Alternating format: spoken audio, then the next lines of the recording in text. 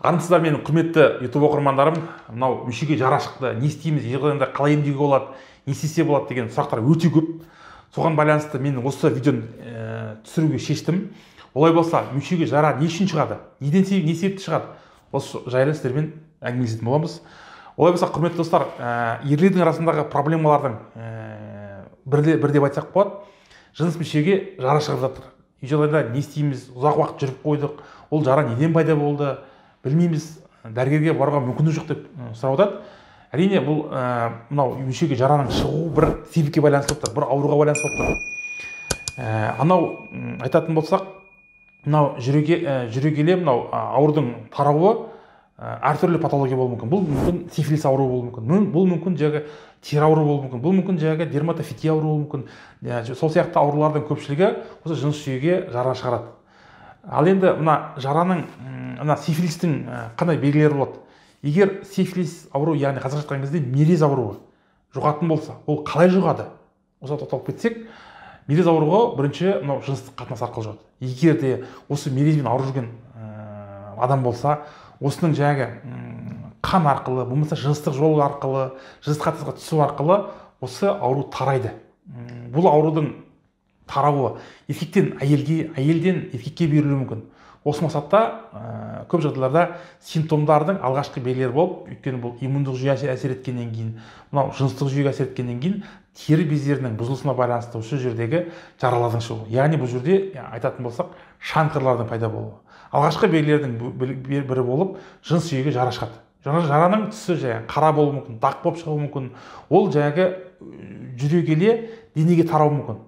Дене тұсында осы жарадан пайда болуы бірінші қауіп осы мерез ауруы, яғни сифилис ауруына алып келуі мүмкін. Ал енді тағы да бұны дифференциаль диагностика мақсатында салыстырмалы басқа аурумен салыстыратын болсақ, бұл тері аурулардың ішіндегі дерматофития, дерматит ауруы болсын, бұл тері аурулар болсын, оның салыстырмалы диагностика жасау керек. Осы ауруларды салыстыра отырып, тексеруге жібереміз пациент. Алғашқы келген пациентке біз қандай тексеру жүргізуіміз керек? Алғашқы біздің қорқатын ауруларымыздың бірі осы мерез ауруы. Бірінші қан тапсыртамыз. Өйткені қанды тапсыру арқылы жерде микрореакция, реакция Вассерман РВ деп аталады, реакция Вассерман тапсырамыз. Сонымен қатар тағы да анализдің бірі арнайы сифилистің, яғни қан тапсыру арқылы осы аурудың бар жоғын анықтауға болады. Әрине бұл ауруды кім тексеру керек? Кей жағдайларда мынау басқа мамандарға жүгініп жатады. Әрине бұл бірінші маман иелері, әрине дерматовенеролог мамандар. Екінші жағдайларда келіп қалады, мысалы, маған келуі мүмкін, уролог маманға да жүгінуі мүмкін. Әрине бізде ол клиниканы білуіміз керек. Егер де пациентіміз осы симптомдармен келсе, біз ол кісіні дұрыс бағытта тексеру жасауымыз керек. Әрине бұл ауруларды табу оңайға соқпауы мүмкін. Бұл кісі білмегеннің кесірінен ұзақ уақыт жүріп қою мүмкін. Бұл аурулардың да сразу дейміз ғой, белгілері көп жағдайда бір аптадан кейін, бір айдан кейін шығып жатады. Оған бір дәлел ретінде айтып кетсем, бір пациентімде сифилис ауруы анықталған екен. Қалай? Бұл жыныстық қатынасқа өзінің партнершімен түскен, ол партнердің аузына жара шығып бастаған, еріне жара шығып бастаған. Ол неге медициналық мекемеге жүгініп, дәрігерге тексеруден өткен. Осы кезде бұл қыздың бойынан осы сифилис анықталып отыр. Одан кейін бұл өзінің жігітін тексеруге жіберген.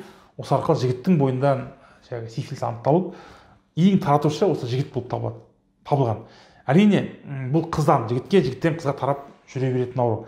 Әрине бұл жыныстық қатынас арқылы, қан арқылы таралады.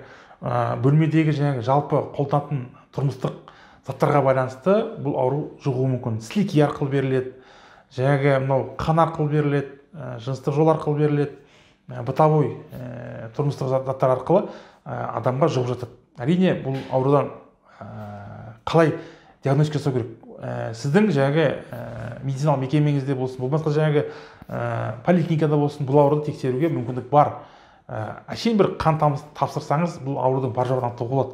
Микрореакция тапсырсаңыз, егер де бұл ауру сізде жүретін болса, микрореакция нәтижесі оң көрсетеді. Егер оң нәтиже болатын болса, бұны ары қарай мамандар терең тексеруге жібереді. РВ анализ тапсыруға, басқа анализ тапсыруға. Егер бұл анализді анықтайтын болса, міндетті түрде бұл медициналық мекемеде жасалып тексерілу керек. Сонымен қатар медициналық мекемеде емделу керек. Үй жағдайында бұл ауруды емдеп әуре болмай қойыңыз, өйткені бұл ауру ертеңгі күні сіздің ұрпағыңыздың болмауына, ол сияқты басқа да аурулардың асқынуына алып келеді. Ал енді мына бүгінгі қозғаған тақырып бізге қызықты болса, астына пікір жазып кетіңіз, біздің парақшаға тіркеліп кетіңіз. Аман болыңыз, сау болыңыз, сақтанғанды Құдай сақтайды. Сол үшін сақтанып жүрейік.